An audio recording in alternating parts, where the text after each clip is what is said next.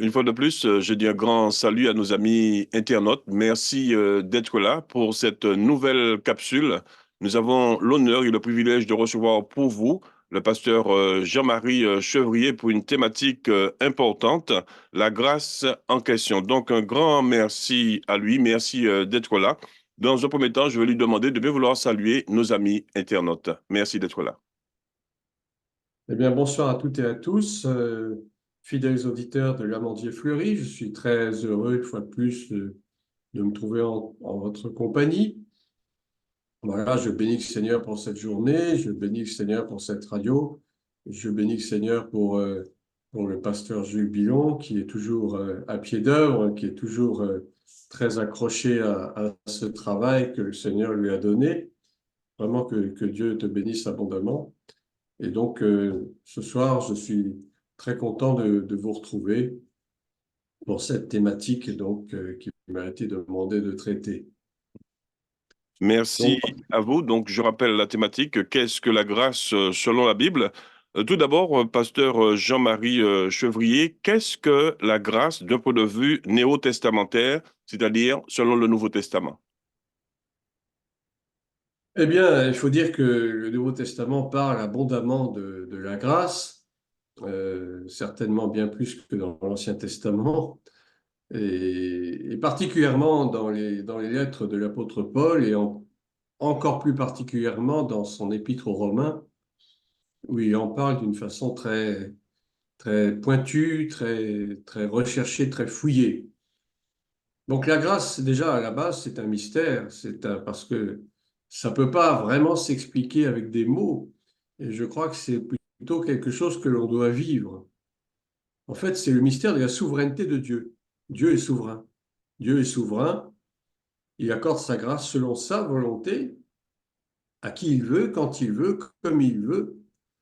Et en fait, le mot grâce sous-entend que nous ne méritons rien, en fait, de la part de Dieu. On ne mérite rien. S'il nous accorde sa grâce, c'est son bon vouloir, c'est sa souveraineté. Et c'est vraiment quelque chose que l'on vit. On vit sous la grâce de Dieu. Si je suis en vie aujourd'hui, si je vous parle à cette heure, c'est par la grâce de Dieu. Si cette radio, le Mandier Fleuri, existe, c'est par la grâce de Dieu. C'est selon le bon vouloir de Dieu. C'est non pas notre propre volonté, mais c'est la volonté de Dieu lui-même. Alors, du point de vue étymologique, le mot grâce a plusieurs origines. Ça vient du latin gratia, qui signifie reconnaissance ou faveur que l'on obtient de quelqu'un. C'est quelque chose d'entièrement gratuit, comme son nom l'indique. Dans le mot grâce, il y a le concept de gratuité ou de faveur.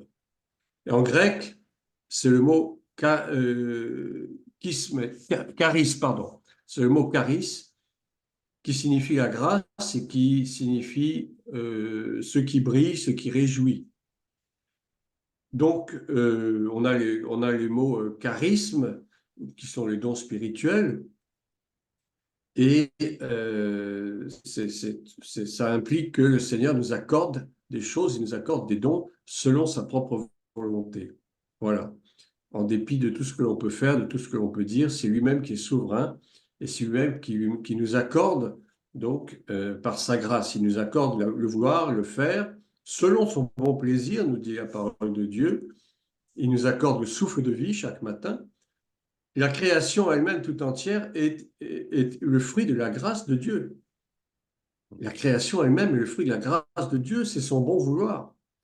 Voilà, l'être humain n'a d'aucune façon ne peut interférer dans cette conception de la grâce.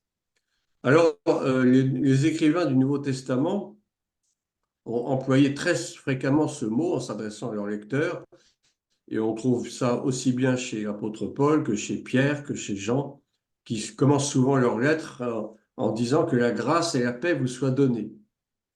Mais c'est l'apôtre Paul qui en a le plus parlé de la grâce, notamment dans son épître aux Romains. Et il nous dit déjà que la grâce nous permet de demeurer dans la foi, dans l'espérance, dans l'amour. Dans 1 Corinthiens 13, verset 13. Maintenant, donc, ces trois choses demeurent, la foi, l'espérance, la charité ou l'amour. Mais la plus grande de ces choses, c'est la charité, c'est-à-dire l'amour. D'où ma Voilà. question, Et- d'où ma deuxième question. oui.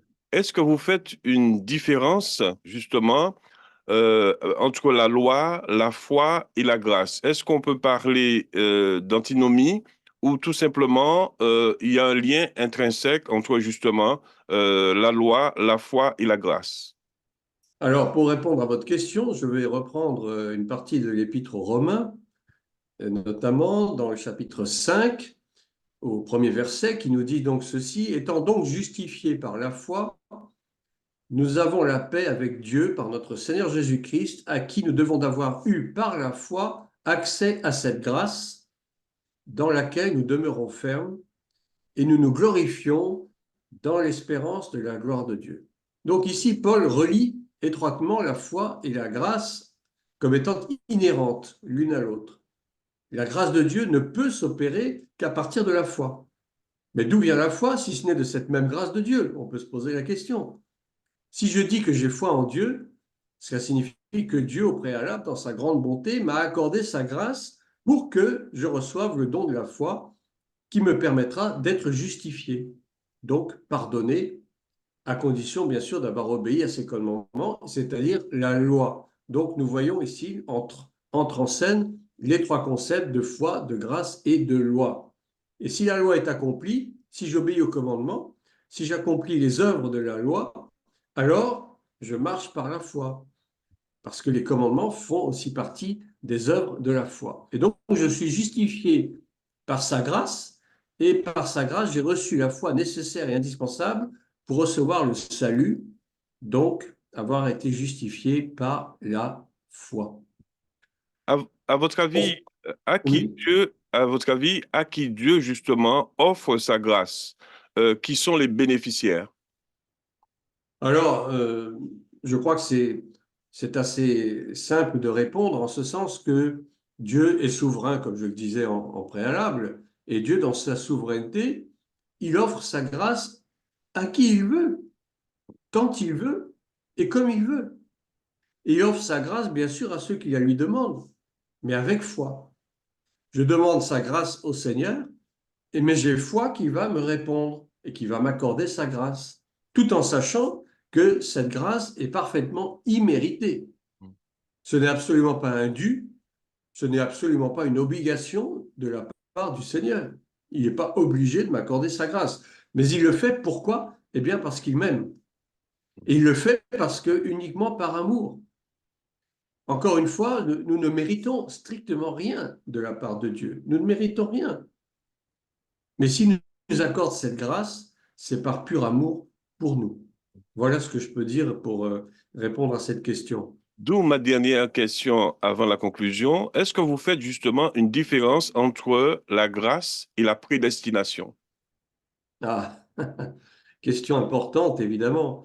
Euh, je vais vous citer deux passages de l'Épître aux Romains qui sont très, très parlants. Nous avons Romains 8, 29 et Romains 8, 30, qui nous dit que ceux qu'il a connus d'avance, il les a aussi prédestinés à être semblables à l'image de son Fils, afin que son Fils soit le premier-né de plusieurs frères. Et ceux qu'il a prédestinés, il les a aussi appelés, et ceux qu'il a appelés, il les a aussi justifiés, c'est-à-dire rendus justes, et ceux qu'il a justifiés, il les a aussi glorifiés, c'est-à-dire rendus semblables à lui. Donc vous voyez que dans ces passages, on nous parle d'être prédestinés, mais attention, attention parce que on ne peut pas. Il y a plusieurs façons de parler de la prédestination. La prédestination, vous savez, il y a eu quelques théologiens dans les temps passés, notamment un certain Cornelius Janssen, et puis il y a eu aussi Calvin, qui ont parlé de la prédestination comme étant le choix au départ de Dieu de sauver telle ou telle personne et de ne pas sauver telle ou telle personne. Et là, je crois que c'est une erreur assez monumentale parce que c'est pas ça que la prédestination signifie. Hein. La prédestination, c'est que le Seigneur, déjà dans son plan parfait, nous destine tous à être sauvés. Il nous destine tous à être sauvés. La question est de savoir si nous allons accepter ce salut par la foi et par la grâce du Seigneur. Vous voyez comment tout est intrinsèque finalement, tout est mêlé, la foi, la grâce, la loi et le fait d'être prédestiné, mais à être sauvé. Nous ne sommes pas prédestinés à être condamnés, à passer notre éternité en enfer, pas du tout. Parce que le plan parfait de Dieu, c'est que tous les hommes soient sauvés et parviennent à la connaissance de la vérité. Donc vous voyez que si nous sommes prédestinés à être sauvés, et si nous sommes sauvés, eh bien tout simplement, c'est la doctrine du salut par la grâce, dont Paul se fait l'ardent défenseur, et ensuite nous aurons Martin Luther qui va, ayant relu profondément l'Épître aux Romains, va en déduire qu'effectivement le salut ne s'obtient pas par les œuvres, mais le salut ne s'obtient que par la foi et par la grâce du Seigneur. Donc vous voyez que on ne peut pas, il faut faire attention à ce mot de prédestination. C'est extrêmement dangereux s'il est mal employé. Nous sommes tous prédestinés à être sauvés par la grâce et par la foi en obéissant à la loi. Voilà, je pense que j'ai pu résumer aussi bien que possible tous ces concepts qui sont très importants pour la vie chrétienne. D'où ma dernière question en guise de conclusion, pasteur Jean-Marie Chevrier. Donc, oui, déjà, un grand merci à vous d'avoir accepté cet entretien avec nous. En guise de conclusion, de manière synthétique, que faut-il retenir concernant la doctrine de la grâce du point de vue scripturaire? L'Écriture nous parle de la grâce, j'allais dire presque à toutes les pages. Déjà, le fait que nous lisions nos Bibles, c'est déjà une grâce. C'est une grâce de connaître les Écritures, de connaître l'Écriture sainte, parce que c'est à cause de cela, c'est grâce à cela précisément que nous connaissons mieux qui est Dieu. Qui est Dieu? Dieu se fait connaître par sa parole. Dieu se fait connaître par la révélation de sa parole. Et je pense que la révélation de sa parole, c'est déjà une grâce aussi.